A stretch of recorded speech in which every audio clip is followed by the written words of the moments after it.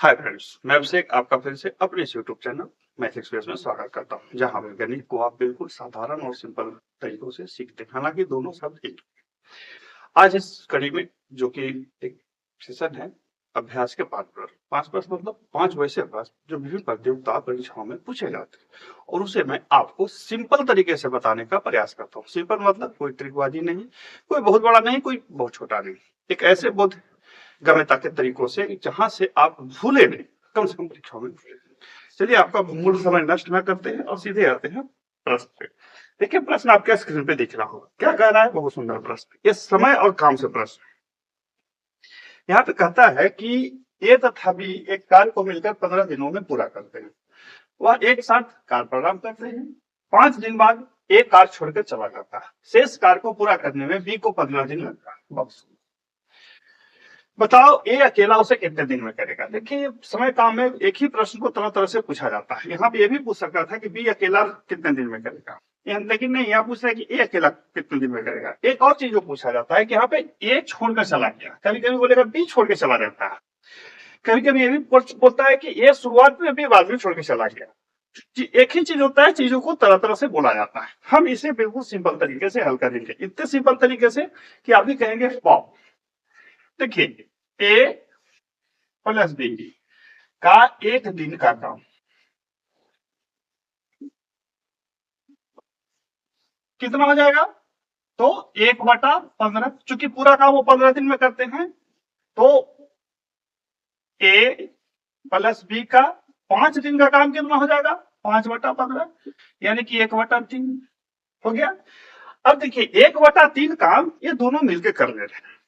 1/3 काम दोनों मिलकर कर रहे हैं। ये चला गया है, ये नहीं है, तो बी करेगा शेष काम। तो शेष कितना बच जाएगा? 1 घटा 1/3, यानी कि 2/3 का। बी करेगा 2/3 का। अब देखिए बी जो है वो 15 दिन में करता है 2/3 काम। 2/3 काम। बहुत सुंदर। ये नहीं, बी 15 दिन में करता है 2/3 काम। तो बी का एक दिन का काम कितना हो जाएगा? 2/45। बी का एक दिन का काम निकाल दिया 2/45। अब उसी प्रकार से ए का भी निकाल लेते हैं। तो ए का एक दिन का काम कितना हो जाएगा? तो यहां देखिए कि ए प्लस बी एक दिन में का जो काम था 1/15, 1/15 घटाओ 2/45। जब आप इसे हल करेंगे तो 1/45 आएगा। तो यानी कि ए का एक दिन का काम आ रहा है 1/45। ए का एक दिन का काम आ रहा है 1/45, यानी कि पूरा काम करेगा 45 दिन। क्या हमने इसके लिए कोई अलग सूत्र लगाया, कोई अलग ट्रिक लगाया? कुछ नहीं। हालांकि हमने कुछ नहीं अलग लगाया, हमने सिर्फ जो चीजें थी उसको लिखते चले गए, हिसाब बनता चला गया। इजी है ना? आगे देखते हैं। देखिए बहुत सारे लोग जो होते हैं एक ही मैथ को बनाने के लिए, देखिए समय काम का मैथ क्या होता है? समय और, यदि आप समय और काम के नियम कायदा कानून को समझ गए तो समय काम का हिसाब कैसे भी आप बना सकते हैं। यदि आप उसको नहीं समझे हैं तो आपसे कहीं ना कहीं समस्या पैदा कर देगा। और इस तरह की चीजें होती बहुत आसान, ध्यान रखिए कि इस तरह की चीजें होती बहुत आसान है। लोग उसे न समझ करके या उसमें तरह तरह के रंग लगा करके उसको खराब करा देते हैं। अब फिर बोलते हैं अरे परीक्षा में तुम बना नहीं। अरे भैया तुम बनाया कहा, तुम अभ्यास कहाँ किया उस तरफ से, है ना? ऐसे इसलिए मैं देखिए मैं अनुभव क्या था तो बता रहा हूँ। मैं खुद एग्जाम दिया करता था जिस समय में, उस समय में यही होता था। शुरुआत में मेरे साथ यही चक्कर था। लोग अमूमन विद्यार्थी खेलते हैं। आइए अगला प्रश्न को फटाफट देख लेते हैं। अगला प्रश्न जो है वो बहुत सुंदर है। कहता है के का मान ज्ञात करें। के का मान ज्ञात करें, मतलब के का कोई वैल्यू है उसको ज्ञात करें ताकि ताकि 3x minus 2 3x minus 2 15x square 15x square minus kx minus 14 का गुणन खंड। इस तरह के प्रश्न आपने देखे होंगे। बहुत सारे लोग फिर यहाँ पर भी घबराएंगे, क्या करें, कैसे नहीं करें। देखिए, यदि कोई कहता है 3x - 2 15x² माइनस kx -14 का गुणनखंड है, तो k का मान क्या है? k बराबर 8। ऑप्शन है आपके 11, 12, -11, -12। अब इस तरह के प्रश्नों को कैसे समझें? देखिए, नियम क्या कहता है कि यदि ये इसका गुणनखंड है तो इसको डिवाइड जब करेंगे तो शेषफल शून्य आएगा। जब हम इससे इसको डिवाइड करेंगे तो शेषफल शून्य आएगा। तो क्या भागा दें? नहीं, इसको आप ऐसे कर लीजिए 3x बराबर 2, x बराबर 2/3। यहाँ माइनस है तो यहाँ बाहर किया तो प्लस हो गया, प्लस रहता तो माइनस हो जाता, यदि प्लस रहता तो -2 लिखा जाता। अब x का मान आप इसमें बिठा दीजिए, 15 2/3 के स्क्वायर 2/3, ठीक है, बराबर क्या होना चाहिए? शून्य होना चाहिए। क्यों? क्योंकि जब हम इसे डिवाइड करेंगे तो शून्य होना चाहिए। अब आप इसको हल कीजिए, हल कीजिएगा तो ये आपका काम है हल करना, मेरा नहीं। यहां से जब आप हल कीजिएगा तो आपका सी ऑप्शन आएगा, आंसर -11। क्या आएगा? -11 जिसको कहते हैं। ठीक है, आसान था। मैथ आसानी रहता है, हम लोग उसको अलग अलग तरीकों से। देखिए, मैं बार बार बोलता हूँ, और हालांकि जितना भी वीडियो मेरा देखिएगा सब में मैं एक ही चीज बोलता हूँ, एक ही चीज को बार बार सीखने का क्या जरूरत है? एक बार ठीक से सीख लिए और जो उसका मूल सिद्धांत है उसको समझ लिया, बनेगा, कोई दिक्कत नहीं, कौन रोकने वाला। चलिए अगला प्रश्न, तीसरा प्रश्न करते हैं। तीसरा थोड़ा कठिन है, थोड़ा कठिन है मतलब ये थोड़ा बनाना पड़ेगा, लेकिन है बहुत आसान। यदि x बराबर, यानी कि x का मान 2 प्लस 2 के पावर 2/3 प्लस 2 के पावर 1/3 है, तब यानी कि x बराबर 2 प्लस 2 के पावर 3 प्लस 2 के पावर 1/3 है, तब x cube minus 6x² plus 6x का मान बताएंगे, प्लस 6x का मान है 1। आपको ऑप्शन भी मैं दे देता हूं, ठीक है, आपको ऑप्शन दे देता, A 2, B 3, C 4, D 1, ये ऑप्शन है। अब ये देखिए, यहाँ पे x का मान अलग रखा हुआ है, वहां पे उसका मान अलग रखा हुआ है, कैसे हम कर सकते हैं? अब इसको हम कुछ नहीं, देखिए यहां लिखते हैं x बराबर 2 प्लस 2 के पावर 2/3 प्लस 2 के पावर 1/3 हो गया। हम इसको इस तरफ कर लेते हैं, x - 2 इक्वल टू 2 के पावर 2/3 प्लस 2 के पावर 1/3। कर सकते हैं नहीं कर सकते हैं? कर सकते हैं या नहीं कर सकते हैं? इसको समीकरण 1 लिख देते हैं और लिखते हैं दोनों तरफ घन करने पर, दोनों तरफ घन देखिए यहाँ नीचे 3 था तो हमने घन किया, 2 रहता तो वर्ग कर देंगे, दोनों तरफ घन करने, मतलब दोनों तरफ हमने घन कर दिया। अब आपको ये बताना है कि a - b का दिघोल, a + b का दिघोल क्यों का सूत्र क्या होता है? a - b का दिघोल क्यों और a + b का दिघोल क्यों, हमने आपके लिए होमवर्क लिए रख लिया। a - b का दिघोल क्यों एवं a + b का दिघोल का सूत्र क्या हो। अब कई सूत्र हमको कह दे रहे हैं, अधिकतर बच्चे यही गलती कर लेते हैं, वो सूत्र नहीं याद रखते, टीचर को बताया सूत्र पर चल देते हैं, उसके बाद कहानी बोल करवा लेते हैं। नहीं, आपको क्या करना है, जब आप इसको हल करेंगे, मतलब जब आप यहाँ पे लाएंगे कि इसको घन करेंगे तो हो जाएगा x³ -8 2 का 1³ माइनस b³ -3 है भी, तो यानी कि 3। इसको हल, देखिए ध्यान रखिए कि हम इसको हल कर दिए, पूरी तरह से हम इसको हल कर दिए, क्योंकि सूत्र हमने आपको लिखने के लिए लिखा, तो हल उसके बाद तो हम बता देंगे x³ -8 6x² minus 6x² plus 12x plus क्या हो जाएगा 12x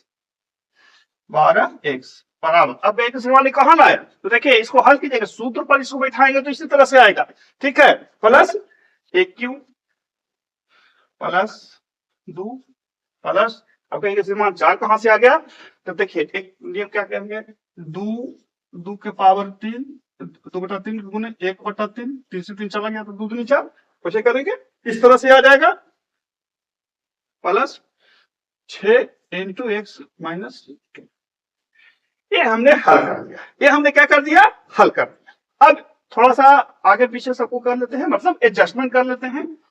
x³ minus 6x² plus 12x equal to क्या हो जाएगा 8 है, तो इसको इस 8 को हम इस तरफ कर लेते हैं, मतलब इधर ले आते हैं, तो 8 plus 4 plus 2 plus 6 into x minus 2। देखिए हम कुछ कर रहे हैं हल, हम कुछ कर रहे हैं, स्पष्ट सी बात है कि हम कुछ नहीं कर रहे हैं, हम कुछ नहीं कर रहे हैं। अब किसी श्रीमान कर तो रहे हैं, आप कुछ न कुछ तो ऐसे ऐसे कर रहे हैं। देखिए भैया हम कुछ नहीं कर रहे, ठीक है। आपको किसका मान निकालना है, इसका हम वहीं पर ले आए, ले आएंगे या नहीं ले आएंगे, तो कैसे लाएंगे, यहाँ तो 12x है तो इसको भी हल कर लेते हैं। x³ minus 6x² plus 12x plus 8 4 12 तो बराबर 14 घटाओ 6x माइनस 12। अब इसको इधर ले आएंगे, इसको इधर ले आएंगे, इसको इधर लाएंगे ना, ध्यान दीजिए कि हम उसको इस तरफ ले आएंगे तो आपको बन जाएगा, कहीं कोई दिक्कत नहीं होगी। प्लस 6x माइनस 12, ठीक है, प्लस 6x माइनस 12 हम इधर लिख देते हैं। अब यहाँ देखिए x³ कोई समान कुछ बड़ा नहीं है, कुछ बड़ा नहीं है, हम आपको बता रहे हैं इसलिए थोड़ा आपको बड़ा लग रहा है। अब 6x को इधर घटा लीजिए तो प्लस 6x इक्वल टू 14 में से 12 गया, कितना बच गया 2, इतना ही का मान निकालना था, आंसर 2 जहां पे है हम वहां पे ठीक रहेगा। कोई दिक्कत हुआ, स्पष्ट बात है, कोई दिक्कत नहीं हुई, ठीक है। मैथ को मैथ की तरह ही बनाएंगे, ज्यादा सीरियस कर रहेगा, लंबा चौड़ा करेंगे, सीखने को मिलेगा, परीक्षाओं में बैठेंगे उसी लंबा चौड़े अपने तरीके से शॉर्ट करें। हाँ, क्योंकि आप जो सीखेंगे वो आपके लिए ज्यादा सीरियस कर रहेगा, हम जो अपने से शॉर्ट बना के भेज देंगे आपको वो आपके लिए बहुत बेहतर नहीं होने वाला है। मैं अधिकतर बच्चों को आजकल देख रहा हूँ वो यही प्रोफेसर है, ठीक है। चलिए चौथा बट्टा पंचमा, यानी कि चौथा प्रश्न क्या कहता है, ये नल टंकी का प्रश्न। किसका प्रश्न है, नल टंकी का। नल ए एक टंकी को 25 मिनट में, नल ए एक टंकी को 25 मिनट में एवं नल बी उसे कितना मिनट में भरता है जी, 30 मिनट में भर सकता है, 30 मिनट में भर सकता है, ठीक है। दोनों भर दिया, कोई बात नहीं। यदि नल ए प्रति मिनट, यदि नल ए प्रति मिनट 120 लीटर पानी फेंकता है, तब नल बी प्रति मिनट कितना लीटर पानी फेंकता है, तब नल बी प्रति मिनट कितना लीटर पानी फेंकता है। ए, अब ऑप्शन भी आपको मैं दे देता हूं, ए 100 लीटर, बी 120 लीटर, सी 80 लीटर, डी 50 लीटर। अब इसको कैसे बनाएंगे, एकदम प्रश्न। अब देखिए इसको हम कर देते हैं कि कैसे बनाएंगे, छोड़िए हटाइए, तो हमको तो कुछ पता नहीं है बी कितना लीटर फेंकता है, तो लिख देते हैं माना बी प्रति मिनट 1 लीटर फेंकता। बी प्रति मिनट कितना देर में फेंक देता है?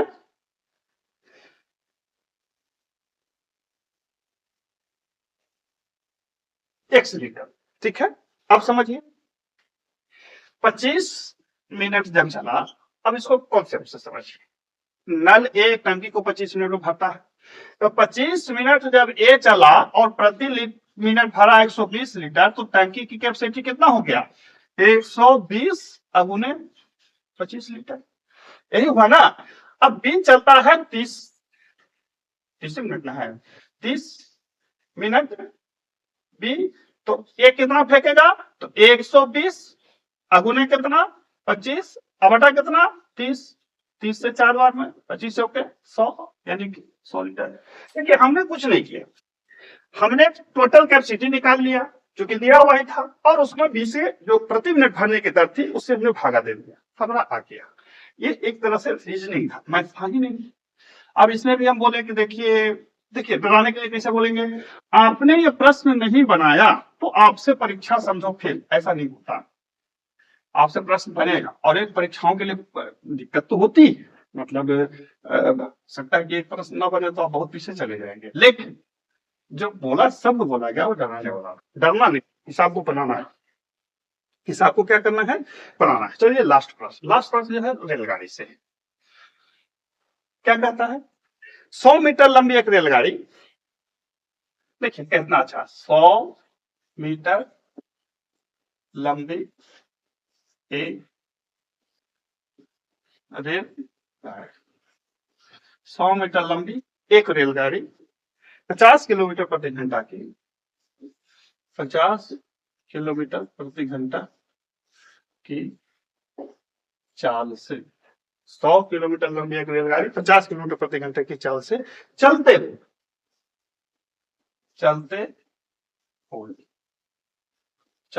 मतलब जो चल रहा है उसी चाल से विपरीत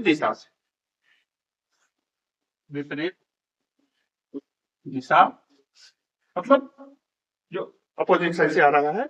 120 मीटर लंबी रेलगाड़ी को, 120 मीटर लंबी रेल गाड़ी, एकदम बिल्कुल आसान बेसिक प्रश्न ही है।